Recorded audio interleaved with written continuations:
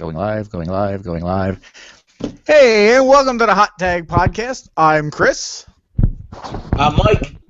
And I'm Floating Head Tom. He's Floating Head Tom.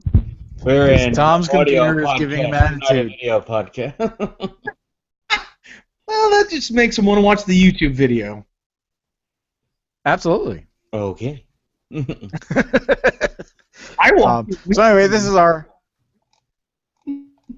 You really do with the color shirt you're wearing in the backdrop of your wall. You kind of do look like just a giant floating head. Let me try something. Here, I'll get my blanket. Now he's getting all comfortable. He broke out the Snuggie. Oh, hold on a second. I got my Chewbacca slippers on. Oh, yeah. Fantastic. Oh, yeah. Welcome It's into like- Casa de Tom. It's like a sleepover. It is. Tom's cabin. All right, stop that. Stop that. So Stop. anyway, this is our post fast lane edition. Or as I like to call it, plane wreck. Yeah. It was awful. We'll talk, but first we do have some good news this week. And, Yes. And it kind of ties into our discussion last week, and I'll let you do the honors on this one, Tom, because you had kind of all the info. You're the one that messaged me about it, so. Yes. All the information that I have received from the Internet Wrestling Gods, actually it's from Bret Hart's actual official Facebook, that his surgery went fantastic. They got all the cancer, and he probably will not need chemotherapy or radiation, and he's cancer-free at this point in time, which is fantastic because last weekend was like a risk-cutting, depressing podcast because we had Daniel Bryan retiring and Bret Hart. Well, we weren't ready to lose him, and now, God damn it, we're not going to lose him. Thank Not God. yet. Not yet. Not this anyway. week. Right. No. So, that's the good news. So, that is the good news. Yay. So, on to the other news. There was a pay-per-view that everything we thought was going to happen happened. Yeah. Yeah, And it was pretty much. You know, I was thinking about it. I had a very busy weekend, and I only watched part of the pay-per-view. I didn't watch the main event. You didn't miss much. I really enjoyed Main event wasn't horrible. the Kevin Owens Dolph Ziggler match was really good. The AJ Styles Jericho. Yep, those were the only two matches that were. they were both great. The rest of it was and and I was thinking about the setting up the main event for WrestleMania, and I'm like, they had to try so hard to find somebody that was going to be less liked than Roman Reigns, that they had to go to that Triple H well. And I'm still like sitting here and I'm like, I guess I'd rather see Triple H hold the belt. I'd like to see him retain the title. Well, and the sad part is on Monday, they were booing Roman and they were cheering Triple H. Yeah. Like it's Pittsburgh it's Philadelphia all over again. They were doing great things with him in late December, early January. The Rumble just kind of like slowed things down, and then all of a sudden it was like, oh hey, we're gonna force feed you Roman Reigns again. Oh goody. When's the next time he says You're ready for it this time. Please. So Please. Is Roman Reigns the like? It's like trying to stick it in your girlfriend's butt. Yes. You try. No. Okay. How about now? No. Yeah. There's just a lot of crying and begging and disagreement and shittiness and. Well, his hair is greasy enough. You went there. You had to go there. Come on, man. It's either that or never mind. Well, But anyway, after the main event night with Roman getting the shot at WrestleMania, which they should have just fucking handed him anyway, because we all knew that's what was going to happen. Right. Tom sends me this text message, and it's the Raws in March leading up to WrestleMania. Oh, brutal. We have Chicago, we have Pittsburgh, we have Philly, and we have Brooklyn. And we all know how well the Pittsburgh and the Philly crowds work out. Chicago's not any nicer. No, Chicago isn't any nicer. And that night, all we're going to get is CM Punk chants. Maybe they're going to dig themselves out of the hole that the Daniel Bryan retirement was a work, and they've somehow like brought Eddie Guerrero back from the dead, and I don't know, something to... I don't know. I think the text message the very next morning after I slept on Trainwreck 2016, I think I said something like this to Chris. It was, they have 6 weeks to make me want to watch WrestleMania. I will watch the Hall of Fame because I always watch the Hall of Fame. Because that is the exact text message. You said, yep, they have 6 weeks to build my interest from -50 to 100. There you go. That's what it was. And I said they have 6 weeks to do it. Then because we were talking about Brock versus Dean. Right. And some people are like, I don't get it. And I'm like, I actually like it because they're just going to kill each other. And really, I believe we discussed, as long as Dean doesn't end up on a stretcher being taken out at the end of the match, he's a made man. Yeah, this gets him to that next level. I think this puts him, at least in my eyes, a quality match at WrestleMania against Brock Lesnar puts him into that, elevates him into that main event category, and you could start having him wrestle for title, the title, and put him at that level. Also, in that same thought vein, what I started thinking was, maybe they're gonna do the Roman Reigns heel turn, that he's gonna he's gonna get the title from Triple H, and I'm like, they're not gonna finger poke of doom the main event at WrestleMania, but so I'm like, I guess that's not gonna happen. I hope to God they don't do that. Maybe if they did and somebody lost their shit about it and was like, no, we ain't doing this. Wait, didn't that happen that night too? In WCW? But it didn't matter. No, you're thinking the night that Jarrett laid down for Hogan. Yeah. Right. That's what I'm saying. The second Sorry. Poke of Doom. And then Russo came out. No, you're never gonna see that piece of trash. And then we never saw Vince Russo again. Don't worry. I don't think so. Well, and I really feel like, even though, and I know we'll get to it, the beginning of Raw was, even though it was a half hour long, it was good. To me, it was good. Wasn't great, but it was good. Yeah. It was surprise and it was fresh energy. Right. I saw a meme today. It was hilarious, and it was like what normal people saw, and it showed a picture of Shane McMahon. Spoiler alert. And then it said what the WWE universe saw, and it showed a picture of Jesus like, oh, and it was just like, oh, okay, all right. Now, I'm already before we get too far into that. This is another thing. Going back to Fastlane, this is another thing that I had said to Tom, and this is going back to the Owens Ziggler match. Oh yeah, they need to turn Ziggler. They need to do something with him. He can't just. I mean, I know he's kind of got his the most recent contract. He worked in that, he wants to do comedy dates, like when he's not wrestling, because he's doing stand-up comedy now. Okay. Apparently he's doing stand-up comedy, and not like Mick Foley stand-up comedy, but apparently he's like going to open mic nights when they're in town for 2 or 3 days or something. He's going to open mic nights at comedy clubs, and he's standing up and doing stand-up.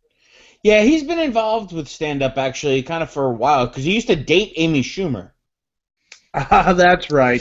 But who has And they didn't they break up because the sex was too athletic? Yes, something along those lines. He was overselling sex. He was Yeah, he was giving him that overselling big sex. flop and sell, and the whole production at the end was just too much for her. Yes. And by that, there she was meant- entrance music. that was a good joke. I like that. I'm here to show the world. Stop that. Don't ever do that again. That's what everyone For says. those of you that aren't watching, Tom is thrusting and gyrating on his couch. It's the Dolph Ziggler dance. Actually, You know, I that's was more thinking the what same- he's doing now is more the Big E dance. That's You know, that's. When I see Ziggler, and then I'm almost like, I want him to be in like a face faction, but I don't know who else he could be in a face. Like, I don't know that there's anybody in the main roster right now that I'd necessarily want to put him with. The guys that I would, Enzo Amore and Cassidy. I think if you brought them up, put them together, and it was like a faction of smartass guys, you know, Yeah. faces. If you had Dolph Ziggler, those two guys, and I'm sure there's one other person someplace. I just can't, off the top of my head, I can't think of somebody on the roster, but I'm sure somebody would work. Right. Maybe Sandow would work in there. Maybe not. I don't know. Like, I just. Possibly, but it's right now. I just feel like Ziggler. He can run his mouth, but I feel like he's always outnumbered, or always outsized, or always, and he needs. I don't know if whether it be the heel turn or whether it just be to have some support. He's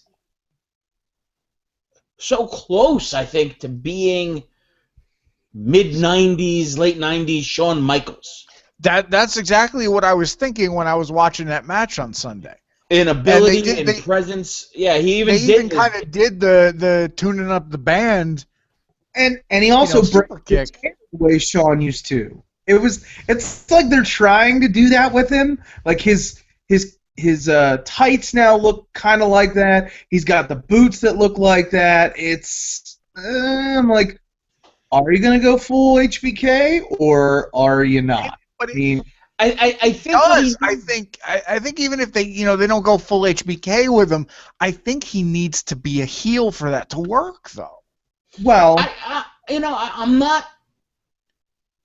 I'm almost against him being a heel just because I feel like there's too many heels at this point. Yeah, I mean, I get that, but I mean, as far as the character, at least the way the character is now. Because really, if he goes heel, who are the faces? It's Roman Reigns and Dean Ambrose.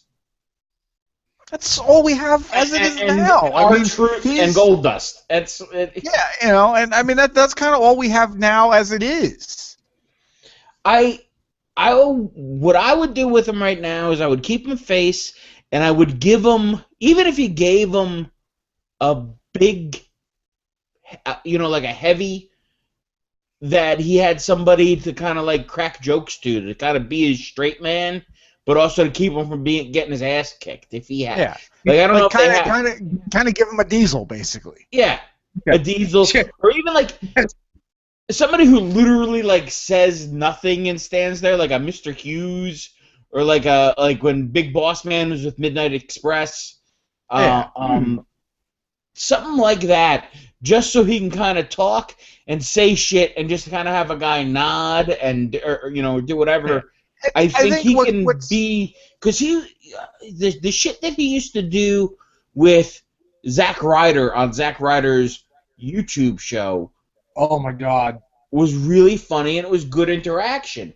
And even then, when he was legitimately a heel, you're like, this guy's funny, and the back and forth is good. You got to get. I think he just needs somebody to work with, because he can't be, he can't do that with his opponent, I guess, the right way, because he's got to come off different. He needs a Diesel. He needs an Arn Anderson. He needs even a Virgil. Virgil's probably available. And it'll work cheap, probably for like $20. I don't know. Dolph Ziggler, he's right now. They got to give him another piece, and I don't know what that is. I'm thinking he needs a guy. He needs somebody else with him. Yeah, right. I don't disagree. Because even if he turns heel, he's gonna be just doing the same thing. Yeah, and I think I think kind of going back over the past couple of months too, what I think kind of derailed him a little bit was the whole Rusev Lana thing. Oh, where he was kind of I feel like he's kind of been out of that whole group. He's the one that got punished because he was kind of getting that push with her, and then all that the whole her nuclear heat happened, and now he's just kind of getting his ass kicked on Raw every week. So maybe what he needs is, I'm trying to think, is there anyone in NXT that is gigantic that could come up and be his guy? What about Baron Corbin? Well, he's the only guy I can think of that's big in NXT. Well, what about Uhaa Nation or whatever they're calling him? Apollo Creed. Apollo Creed.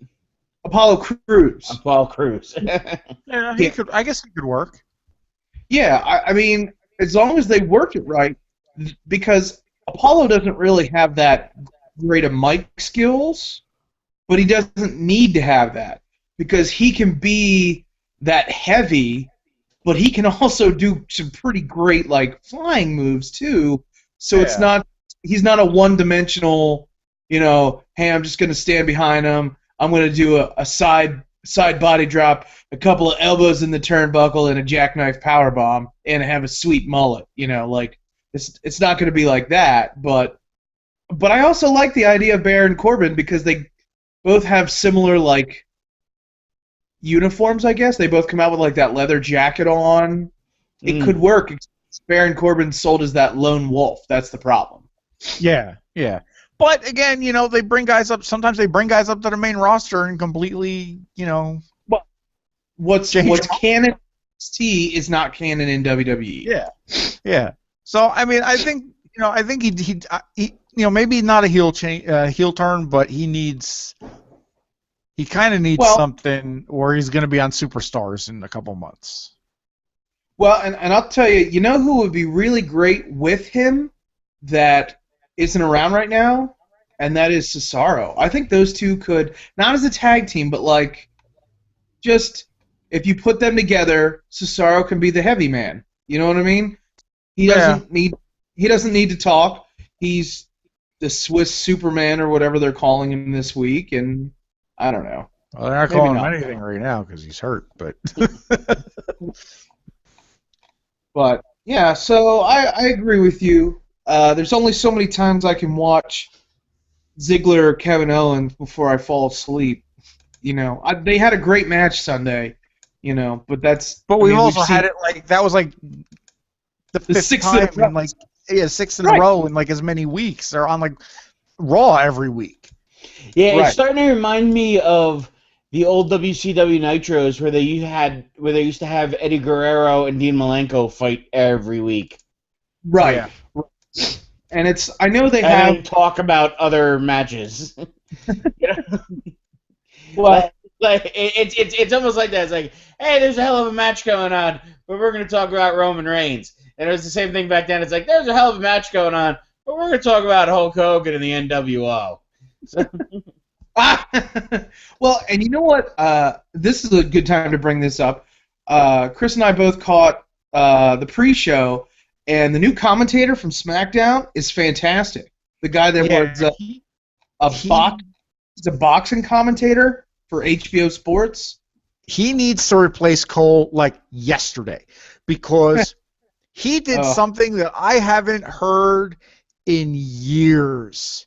Well, he called a fucking match. Right.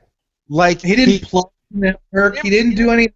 He was like, "Oh, look, an arm drag," and I'm like, "Oh, wait, it was actually an arm drag. Whoa, what's going on here?" You know, it was like he called there. Who was it on the pre-show? It was Alberto Del Rio and Lucha and Kalisto. And like Kalisto did a Frankensteiner, and he called it a Frankensteiner, and I was like, "Why is this guy not calling the pay-per-view?" Well, because he's the SmackDown guy. That's the problem. Is they brought him in to do SmackDown, so that they could keep Lawler there, and I don't know if they have a third guy on there or not. Because the crew on Monday night is atrocious. Like, I am so over JBL. Well, there's some things I need to talk about from the. Yeah. Anyway, let's get to Monday night. I mean, I didn't think the triple threat match wasn't god awful except for the ending. I mean, that was it. I believe Chris and I were texting back and said, "Oh, it's good to see that the Kimura lock breaks everybody else's arm, but Roman Reigns can get up." Yeah. And then it was, okay, Dean Ambrose used the chair to get Lesnar off of him. Okay, cool. Then he hits Roman Reigns with the chair. Is he fucking Undertaker from 1992? Because he stood right up and did the spear. And I'm like, well, wait a minute, you just got hit by a chair. Hold on a second. Yeah, and the thing, my biggest argument with the whole, never mind the fact that nobody gets out of the Kimura lock, everybody else has had their arm broken.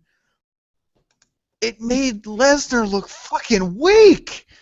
You're promoting him as this beast, the guy that broke the streak, and Reigns gets out of this submission move that has crippled everybody else,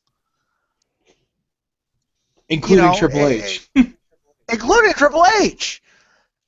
Right? And I just don't get it. I mean, I was rooting for Ambrose, but at the end of the day, we all knew it was going to be Reigns because we've been force-fed Reigns for a year and a half now, 2 years, almost 2 years. It started at the Rock'n'Roll when he broke Kane's record. Yeah. Right. Yeah, because he put out 12, something like that, whatever it was. Yeah. Because he put out a slow burn with it then. Right, but even then, like, the fans were on board back then. It was like, okay, this guy could be something. It's right. That's when everybody wanted him to win it and not Batista. Yeah. Right. And I think that was the only reason. I think that was one of the big reasons. Daniel Bryan in the. Oh, that's right. Poor Rey Mysterio got booed out of Pittsburgh. And he was never seen again. And we booed him right back to Mexico. We did. Oh man. But so Monday. Let's start with the video that was released in the mid-afternoon with Brock Lesnar destroying Ambrose in the back. Which I loved. It set up, it set that feud up for WrestleMania. And I like it. As long as Ambrose doesn't get completely annihilated, which I would love to say I don't think they're going to allow that to happen, but at this point in time, I don't know. But I think, as we said earlier, I think if Ambrose is going to come out of this feud looking like gold, I think. I'm gonna quote unquote fantasy book here. What what I think could be the best finish for that match is Lesnar does an F5, but he doesn't pin him. Of course, Ambrose looks up and he does that like, bring it, that he's been doing the last couple of weeks. Hits him again. He kind of rolls over and looks at him and smiles and laughs, and he's like, and then eventually the ref just goes, "We're done with this. No, this isn't happening." You know what I mean? Like the ref calls the match, and there's Ambrose still asking for more punishment. Technically, he lost, but in losing, he's, Lesnar is just like, okay, well, I gave you 4 F5s, and you kept asking for more. I think that could be good for everybody, because then Lesnar doesn't lose to a guy who's smaller than him. Yeah, and he doesn't come off looking weak. Right. I think I got it. Yeah. Ambrose is going to win, but he's going to get stretchered out. So it's going to be like, he can't, he's done. And then in the main event, when Triple H has the League of Nations guys come down to beat up Roman Reigns, and a limping, dragging his ass Ambrose comes, gets like halfway down the ramp, kind of turns back and waves, and here comes Seth Rollins. That would be brilliant. And Dean Ambrose and Seth Rollins fend off the League of Nations guys, so it's a fair fight, Roman Reigns, Triple H. Cool. And then you have a reunited Shield going up against League of Nations. See, that I could enjoy. I can enjoy League of Nations against the Shield, because at least the Shield would make them look like less boring wrestlers. Yeah. But now it looks like we might be getting League of Nations versus A New Day. Who's the bad guy there? Who are the heels? Who's booking? Yeah. That's the bad guy. I think New Day is one of those strange heels that other heels hate them. Right. So that you could kind of put them against anybody, because the crowd is so split on either cheering for them or completely hating them. All right. That they have, and they're relatively talented guys in the ring, and you could work it a couple different angles. I think we're going to see a multiple team match for the tag titles, though. I hope so. That would be really great to see. Well, as long as the Usos aren't involved, because I am so cold on them, it's not even funny. I think they're going to have to be involved, because right now they're feuding with the Dudleys, and they're going to want to get the Dudleys involved in it. And I think the Dudleys' heel turn was the best thing they could have done for them. Yeah. And to literally come out and be like, we're not here as a nostalgia act so you can relive the past. We're here to... I like it better this way than I do the way they came out. I mean, I get it.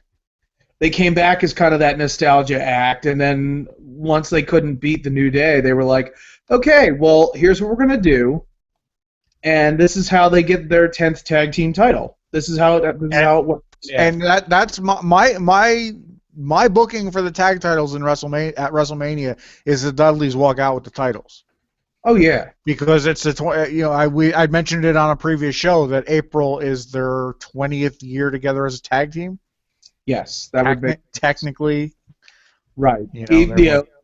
Well, I mean, ECW is owned by WWE now and all their properties, so technically, yeah, they were because. Well, I'm just referring to the few times that they were split, and they were there was the brand split where Bubba was on Raw, and you had Deacon Devon or Brother Devon and Deacon Batista or whatever. Yes. Shit. So yeah, I like that. But so my brother was talking to me most of Monday, and I was giving him that same him haul about that the creative and Vince McMahon have 6 weeks to sell me on WrestleMania, because I'm certainly not going to watch it for the championship match. And I said they should be worried about that. Is at this point in time, I could care less who walks out as champion. And that's not how it was at WrestleMania 1, 2, 3, 4, 5, 6, like all the way up to like 31. Like even last year, I was like, okay, we're going to have a decent championship match, and no matter what, you're going to get a good match. Lesnar walks out, and then we got the surprise, which was fantastic. And even you know, what were we at? We were at 29. 29. Well, yeah. 29. Even when I walked out prior to the 3 count being done, that was at least a match I kind of cared about. Right. Way it was like I was sold on, and it's like, okay, yeah, you know, I'm kind of really don't want to see Cena win, but you know, it's The Rock Cena. Right. I don't care about Roman Triple H at all. I don't. But my brother's big on Reddit, and I mean, I've been on a few times, and I've seen some pretty great threads where people just get crazy in there.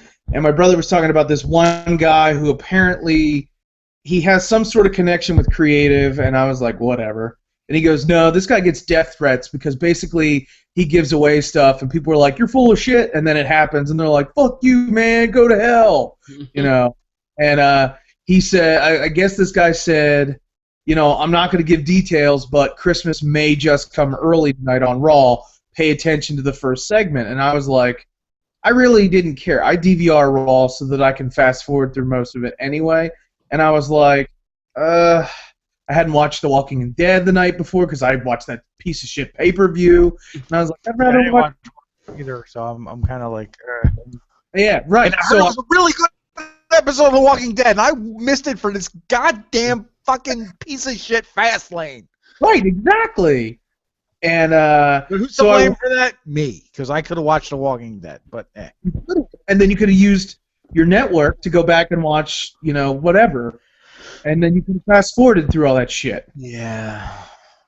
Nobody ever said I was bright. Well, let's be honest. None of us were bright for watching that. So I was like, well, I'll watch the first segment. If it catches my attention, I'll watch a little long.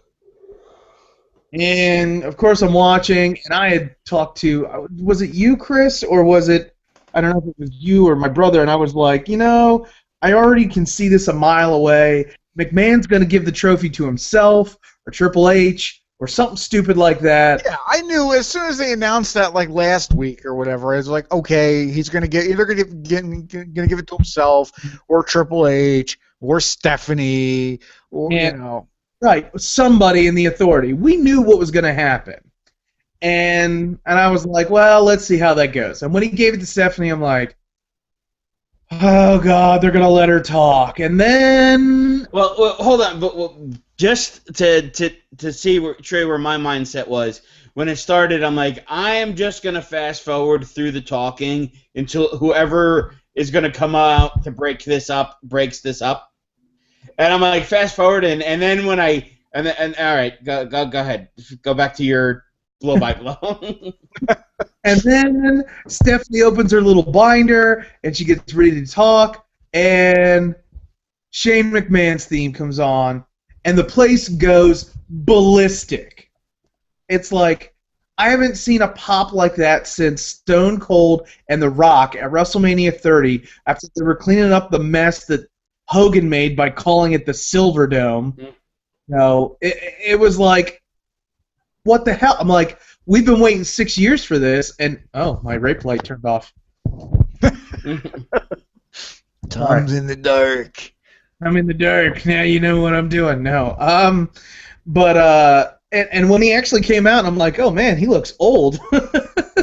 That's the first thing I said was, man, he looks old. And then I was like, but he looks like he's still in good shape. And I was like, okay, this is going to lead to a match somewhere.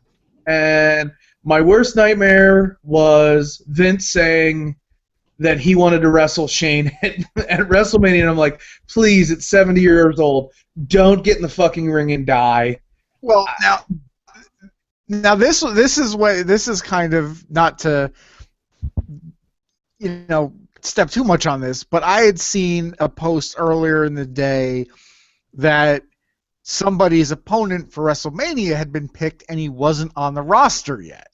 Yes, I saw that too.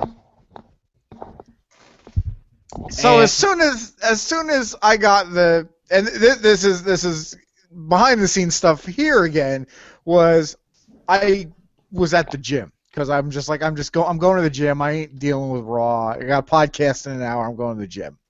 I get a text message from Tom that in all capital letters is just holy shit. So I respond back, what? Question mark, question mark, question mark. And he's like, Raw. And I'm like, okay. And then he didn't tell me what happened for like 20 minutes. Okay, no. I believe I said Raw spoilers, and then you were like, okay. And I went, do you want to know? And the next post, you should like, I'll just watch it on Hulu. No, you said so that just meant that should have been like, just tell me I'm not watching Raw. Just tell me what is happening. Okay, right. Well, last time I did that, it was when Chris Jericho returned, and you were like, spoilers, damn it, I'm not watching. I'm like, I'm sorry. So I'm apologizing for not spoiling something for you. And then it came back, and it was just like, okay, all right, well, you have my attention, I'm watching, and then the talking continued. And then the talking continued, and the talking continued, and the talking continued. No. Then Vince dropped the F-bomb live on the air.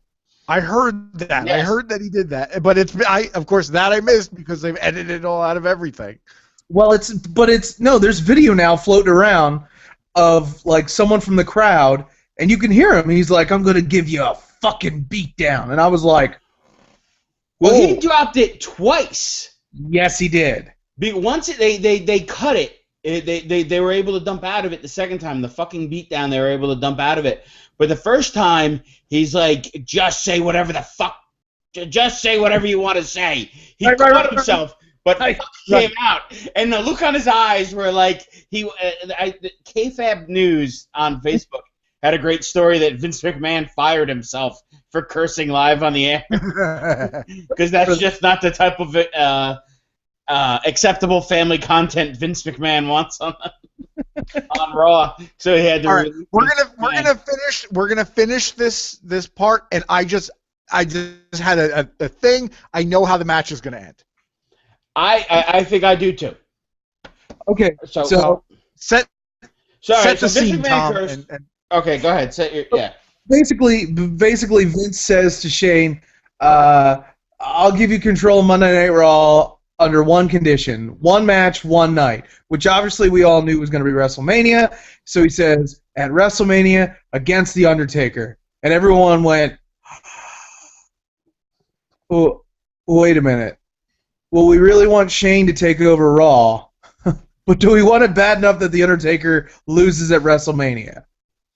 And then he was like, in Hell in a Cell. And I'm like, well, fuck. Now they gave themselves an out because now it's no disqualification, no count out, none of that stuff, no submission, or I guess there is submission, whatever. It doesn't fucking matter. Basically, outside interference is going to happen at some point in time. And I know who. I think I know who, too. Okay, go ahead. Titus O'Neil. Titus, shut the fuck up. That is perfect. Right? Right? It's all a work. That whole suspension, all a work. Titus O'Neil helps Shane McMahon win, and Shane gets control of Raw. And Titus O'Neil is super over. Completely over. Brand split, SmackDown title, Raw title. Titus O'Neil is one of the champions. Everybody has a champion they love, and they got Roman Reigns on the other show. How did I know it was going that way? Oh, man. All right. I mean, I'm okay with that. I actually like that better than my own idea. What was your idea? Well, I was gonna I wanted to go back and see the phrasing and see actually how Vince said it's one match. That if he ever said you have to fight the Undertaker, or if he just says it's a match against the Undertaker. And Shane, because Shane's gimmick has kind of, when Shane's is against Vince, it's that he bought WCW before he did, that he outmaneuvers Vince. He's the only guy that can do it. And then Shane goes, okay, I'm up for this. Hell in a Cell, Undertaker. And they're like, okay, and Vince is like, well, now we need the signature of the Undertaker's opponent. And then the smell what The Rock is cooking. Undertaker WrestleMania. Hell in a Cell. I would see it. I would watch. And then everybody could go, Undertaker could lose that match. Oh, absolutely. And I'm not going to be upset about Undertaker losing as much as I would feel about Undertaker losing to Shane. But, I mean, at this point, Undertaker losing, it doesn't mean anything. I know it means less, but for Undertaker's record to be 22-2, and one of those losses is to Shane McMahon. As much as Shane McMahon is the best non-wrestler in the history of wrestling, I don't even know how to explain Shane McMahon's wrestling career. Because if he had a dozen matches, but maybe 6 of them were some of the best matches of that particular year. I will never forget Kurt Angle, Shane McMahon, where he kept trying to throw him through the plexiglass. The plexiglass that wouldn't break, and Shane kept telling him, throw me again. Oh, I forgot about that. Well, I do have a great Shane McMahon story involving myself. That was one of the few times I sat at watching a wrestling pay-per-view, and I remember sitting with a room full of people, and we're like, no, stop. Please. Yeah. He's a human being, goddammit. That's up there with like the Mick Foley chair shots from The Rock while he's handcuffed, and you're just stop, please, I'm not even related to him, and I don't want to see this anymore, And you're like, Rocky, please. But on the flip side of the whole, it can't be The Rock. No, because the Rock's got to get involved in the title match.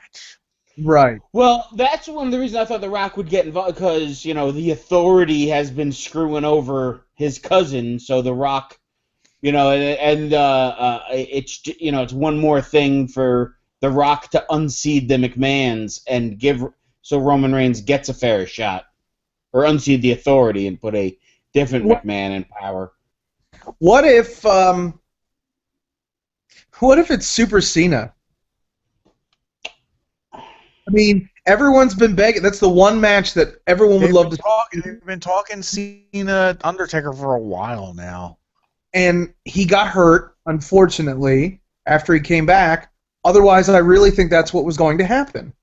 So, to me, if the wording is that where Shane can manipulate it to that he doesn't necessarily have to wrestle, but that someone can wrestle in his place, I think he picks Mr. WWE himself, John Cena, and we get a very, very good Hell in a Cell match between Cena and Undertaker. I still think Undertaker goes over, and then I think he walks out, and that's it. I think that's it. I guess, but I mean, at this point, it's like I kind of feel like Undertaker has to lose in this respect. Because otherwise, we're just still at the status quo we've been at. Why even bring Shane back? I feel like if the Undertaker's going to wrestle... There's legit animosity between Vince and Shane. Right. Well, whatever it is, that moment right there got me to go, Shane McMahon's back? And even if he's only back for 6 months... it's a breath of fresh air. Instead of hearing Stephanie's whiny voice or Triple H talk, we get a little bit of Shane O'Mac, and he's basically the thorn in his dad's side. And that's always a great thing to see when Vince gets all pissed off and he gets stroke face. Mm. Yeah, but I just don't see. It's got Shane's got to go over. However they do it, whether it's Shane's guy versus Undertaker or Shane versus Undertaker, Shane's got to go over. Right, I don't right. think Shane's going No, over.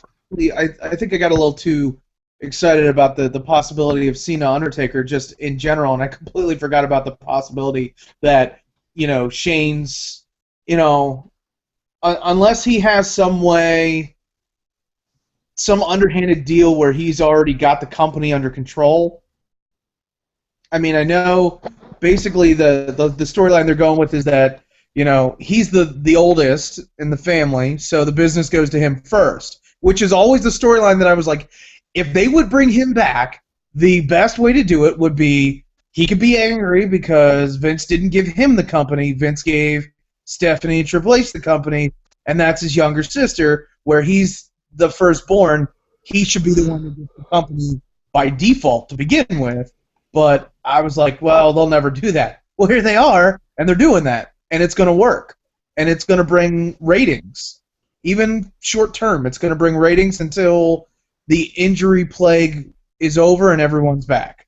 And maybe they pull some guys up, too.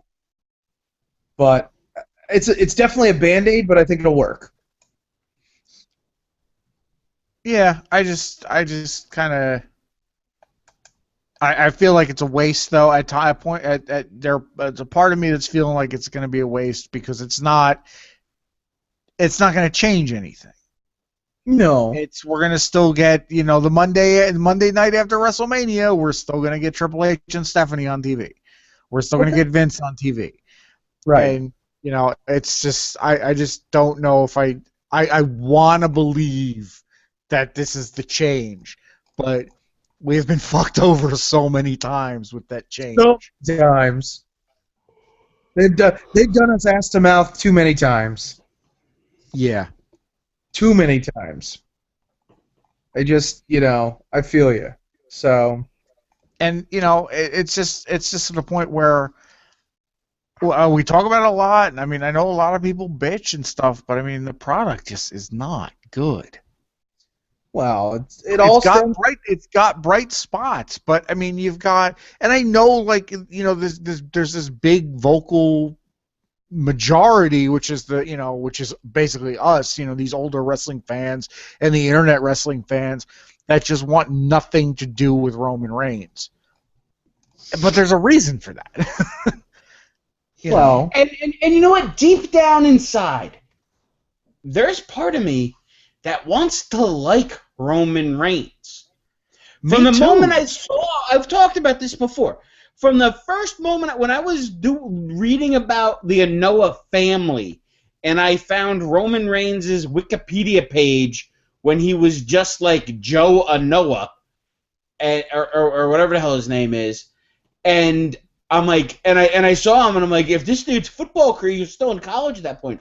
I'm like, if his college career doesn't work, if his football career doesn't work out, he's gonna be a hell of a wrestler one day, just purely for his look. Right. He is a Roman statuesque, and pun intended. Guy's chiseled, and he's a good-looking dude, and he's charismatic-ish at times. Yeah, I mean he's gotten better. I'll give him that. He's gotten better. He has, he's working. They're starting to find what his personality is and what shines through.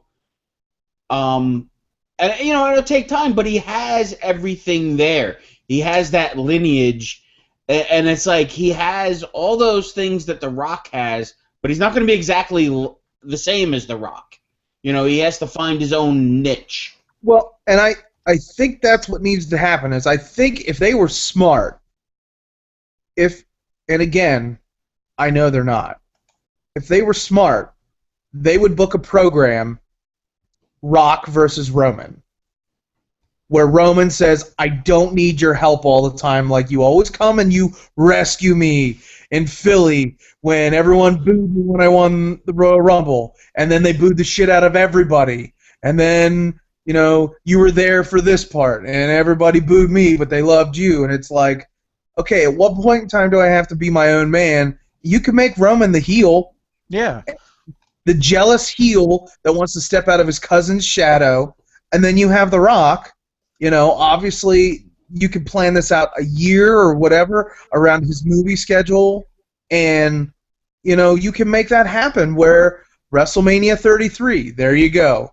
There's one of your headlining matches. Roman Reigns versus The Rock. There doesn't need to be a title involved. It's just one of those blow-off matches where it's like, cousin versus cousin. He wants out of his shadow, and it just needs to happen. Like, I really think that would be the perfect story arc that they could like Bret Hart, Owen Hart. Yeah. Yes. And I mean, exactly. and that's in that same vein. I think this is where in a heel turn for him would be a good thing.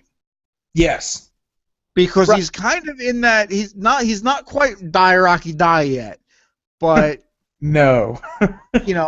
but you had that using that kind of the mirror in that kind of thing where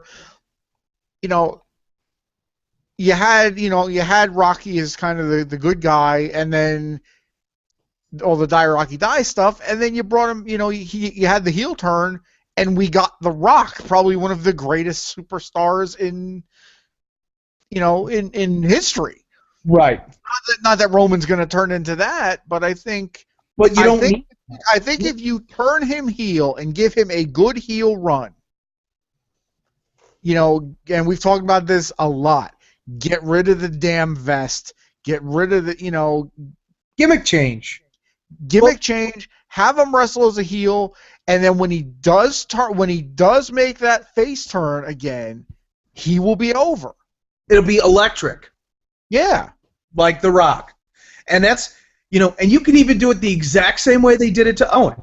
If you remember, he was still wearing them goofy pajama-looking things with the checkered suspenders, and then all of a sudden it was like Survivor Series, I'm going to team with all my brothers, and we're all going to wear Hart Foundation-like uniforms. He was the only one to get eliminated off the team, and then him and Brett had like a shoving match in the middle of the ring. Boom, Owen's a heel. He talks about how he's the true King of Hearts. Then he becomes, was he ever King of the Ring? Is that why they called him? Okay, so he won the year after Brett. Right, because then he goes on and he wins the King of the Ring. So he's the King of Hearts. Then he's the two-time Slammy. Like, it was a slow burn build. But you could do that, where you could have, Team Rock versus Team I don't care. You could put the League of Unextraordinary Men together and have them face Team Rocky. I mean, at that point in time, they're not going to have Barrett anyway because he's apparently leaving in June or July. Yeah. So you can add Kevin Owens to that as part of Canada because they're scary, I guess. I don't know. They're a nation. They are. And Technically, Canada, it's a country. A lot of people don't know that, but that's true. A lot of people don't know that. But, so you can put something like that together for Survivor Series. And again, because it's a tag match, The Rock doesn't have to be in the entire time. He can be that hot tag, do his 5 moves, and get out. You know what I mean? Like, he can be that. And Roman Reigns can be the only guy from Team Rock that gets eliminated. And then the next night on Raw, you could have that the beginning of that spark where it's like, well, and even though my cousin Roman was the only one, whoa, hold on a second, brother. You get that. I see what you're saying here, and I don't like it. You're saying that you're better than me, and then I could never be out of your shadow. And you just get that little spark, and I really think people would get behind it. I really do.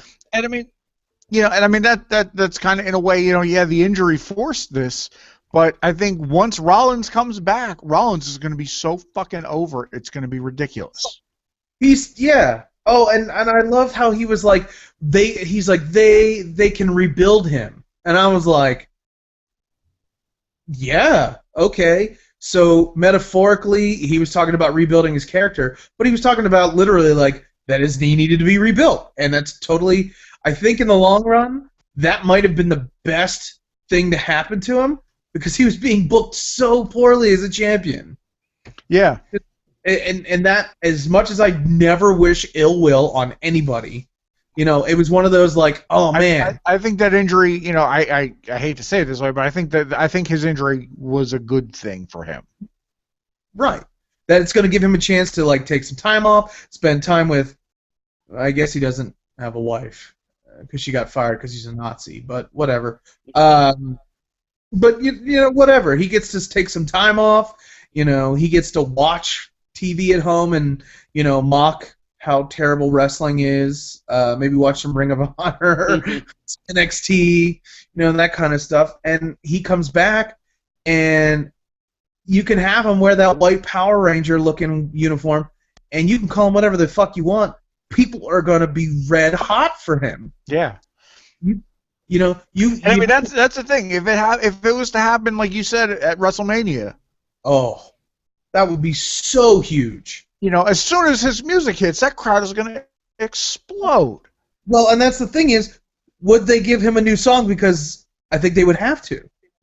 Like, if you're going to repackage a guy, I don't even think they need to repackage him. I really don't. I don't think they need to change a damn thing about him. Like, not even the blonde hair, and I kind of think that's. No. I know it's a lot less than it was, when he was with the Shield, where it was like half of his hair, and then now it was just kind of a couple of strands. But I feel like if he went all black, it would kind of. I mean that's cosmetic. I mean that's not. I don't. I don't think you change. I don't think the hair is whatever, but I think you don't really change. You don't change his tights, and you don't change his music because I think his theme music is fantastic. Okay. Out of the 3 guys that were in the Shield, only one of them has shitty theme music, and that's the guy that kind of is using the same music. I think Rain. I still love that stupid song. I did too. It's on my iPod. Yeah. Because I'm just ridiculous like that. And I told you, I changed his music in the video game to that. That's awesome. That's so funny. Roman Reigns. So I really, if they're gonna make Roman the star that he can be, which I don't think he'll ever be Hulk Hogan. No. I don't think he'll be Stone Cold or The Rock. He'll probably be less racist than Hulk Hogan. Well, that doesn't take much. Although I'm hearing they might have him at WrestleMania. Yeah, I'm sure he's going to be there because right, it's Hulk Hogan. Right, and that's kind of blown over. Right, that was like 8 months ago. Was it? I don't know. Now Trump's the biggest racist in the world. Yeah. Mm. Not Hulk Hogan anymore. Nope. Nope. But yeah. So yeah, I think if they were gonna do something, they need to start flipping switches by WrestleMania to start going. Okay, we need to get this slow burn going so that people start questioning whether or not he could ever be as good as The Rock or not, and then it leads to something where, and it doesn't even have to be a Survivor Series match. Like I said, it doesn't have to be the exact same storyline as they used for Owen, but it could be something as simple as, The Rock has to come out and help him after a match, and, Roman might have won, but then the League of Extraordinary Gentlemen just beat the hell out of him, and he needs someone to help him, and it's The Rock. And then there's a shoving match where he's like, I don't need your help. And it's like, obviously you did need his help, But I think that's what needs to happen. We'll see what happens, but maybe we'll all get lucky and Triple H will leave WrestleMania as champion. That thought has crossed my mind. It could. It could totally happen. It could totally happen. Yeah. And especially that it could happen, and then that would make how the Shane Undertaker thing plays out interesting as well. Right. But yeah, I don't. I'm not that psyched about WrestleMania right now, but they still have like 6 weeks to get me. Well, if you start to think about it, you're gonna there's a feasibility of having Charlotte versus the Boss. At least you're at least gonna get that, with the possibility of a triple threat match with Becky thrown in there, which I think would be really fantastic. I think that match alone would be really fantastic. You're going to have a tag team match with multiple teams somewhere. I feel like there's going to be an intercontinental ladder match somewhere. And then if they do the Andre the Giant Battle Royal, you have that. Plus you have the championship match. Plus you have U.S. I was going to say there's going to be probably a U.S. title match in there somewhere, if not on the pre-show. I mean, they've confirmed now that light heavyweight show is going to happen on the network. So, there's going to be a cruiserweight tournament or something on the network. I don't know if there's actually going to be a belt brought back, but I'm okay with that. Yeah, me too. Then maybe they can do something with Neville instead of having him randomly team with people. Yeah, and I thought they were going to start really doing stuff with Neville when he knocked off, Mark Henry. And they started kind of having him be the giant killer a little bit, and then, all of a sudden, he's gone. Yeah, that kind of faded away. They went all Prince Pretty on him, and they gave up on him. Yeah. Yeah, there's another one. But I mean, the potential for WrestleMania to be great is there. I don't know if it'll be great. It might be passable. I still don't think it'll be 20 bad. Oh man, that was that WrestleMania 2000? No, WrestleMania 20 was Lesnar Goldberg. Oh, yeah. Unless you get Lesnar Ryback, which is basically the same thing. Yeah, that's just not. I don't. But on a better note, going back to Sunday, right after the pay-per-view, we had the debut of the Edge and Christian show. That was fantastic. Which was brilliant. I didn't get a chance to watch it yet. It was so much fun. And it's a half hour, but it was just... When they did the... when they did the Shakespeare version of, The Rock... The Rock, Chris Jericho? My God, it was amazing. It was done. Do you smelleth what the Rock is cooking? He's like, whoeth the hell are you with? It was like, I don't even care. It was just hilarious. And then they were doing my favorite thing that they did was, and it was so funny because the last one was Edge and his Sexton Hardcastle persona, but they were doing Name the Gimmick. Yeah. They were playing Name the Gimmick.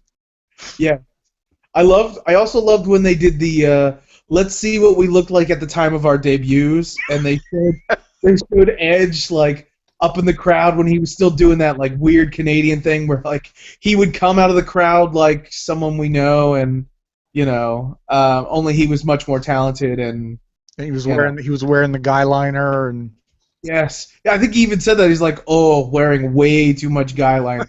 And Christian came out and he goes, "Dude, you look like you were in an '80s metal band with that hair." And it got pretty funny. Those two together, it was a brilliant show. It was a lot of fun. So that's something I'll definitely check out on the network. Yeah. But yeah, that did kind of wash the bad taste out of my mouth Sunday after the pay-per-view as I sat up the extra half hour and watched the Edge and Christian show. I mean, there's really not much more that can do that. So. Is the Edge and Christian show that totally reeks of awesomeness or something like that? Yes, that's exactly what it's. and they, you know, Christian was like, well, we could call it, and he just like anagrams it. Like, yeah, you could say that, or Could say that, but why? but why? So, you know, and Ann McMahon called Christian a turkey neck. That was pretty great. But like, Oh, and the other, and we're spoiling this whole thing for Mike. But in the opening segment of it, when McMahon said, looked at Christian and said, "According to the internet, I hate you."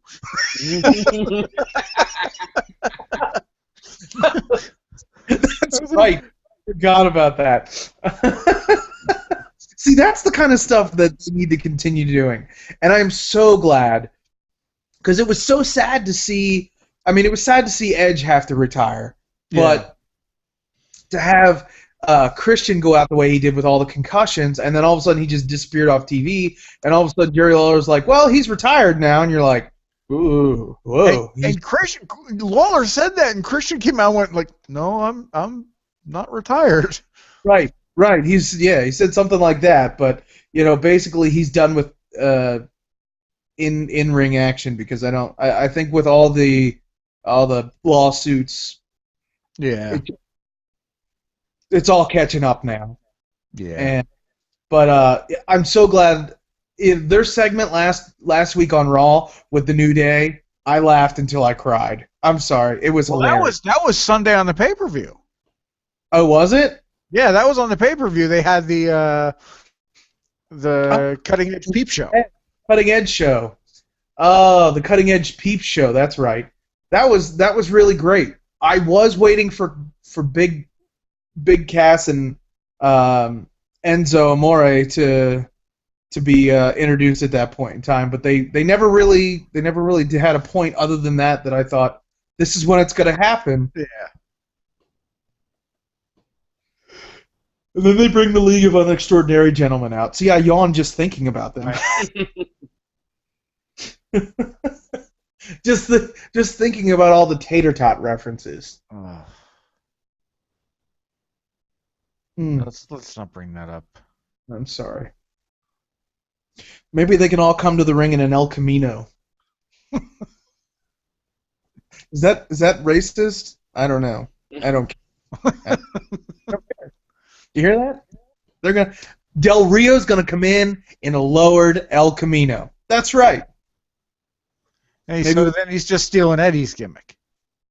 Well, yeah. Who hasn't? True. South's still making a living off of it. I think I stole Eddie's gimmick at one point.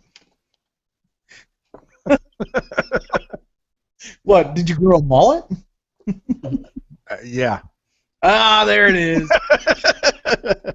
And I lied, I cheated, and I stole.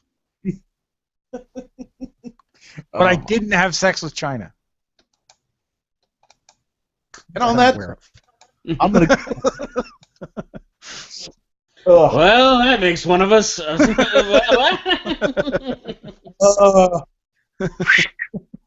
Dodge that bullet. Well, I mean, if you're gonna have to pick one Intercontinental Champion.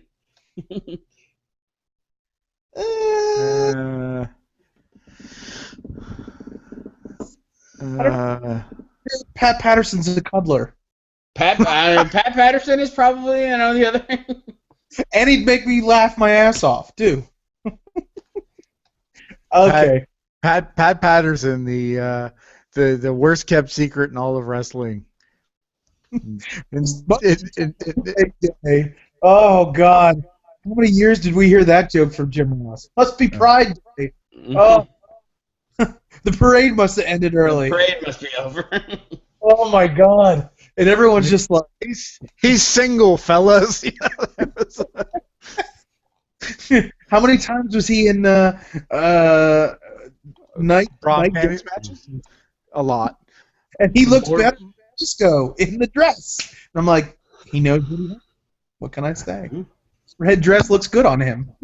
But there was that moment on Legends House where they were all making these confessions at the end of the series, and he's like, he comes out and it's like, everybody at the table was shocked, and I'm sitting there watching this on the TV, going, I've known this for, how is everybody at this table shocked? Well, I don't know.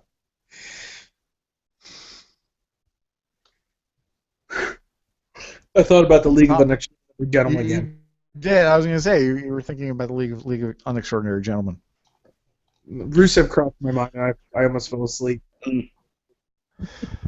Well, I think let's call it on that. Yeah, we can only note, beat up League of Nations so much in one sitting. Yeah. Save some for next week, because I'm sure we'll. But yeah, so I guess we talk about the mini push that the social outcasts are getting, which I'm kind of behind. Oh, I'm behind it. I'm okay with it. And and we lost Tom. No. We lost Tom. His phone probably died.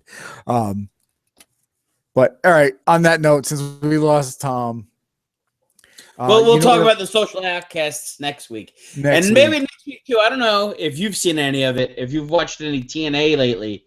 But there's Tom. There's actually been some things that I was interested in.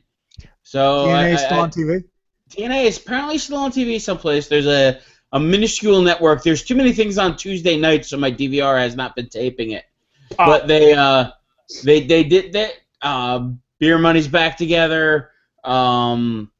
They made an interesting team of Abyss, and they turned Crazy Steve heel, and they made him like a creepy clown now, and it works. Okay. But I think it's more of a next week thing. I don't want to get into a new subject, but that's next week. Yeah. I'd like to talk a little TNA because we've been ignoring it for a while.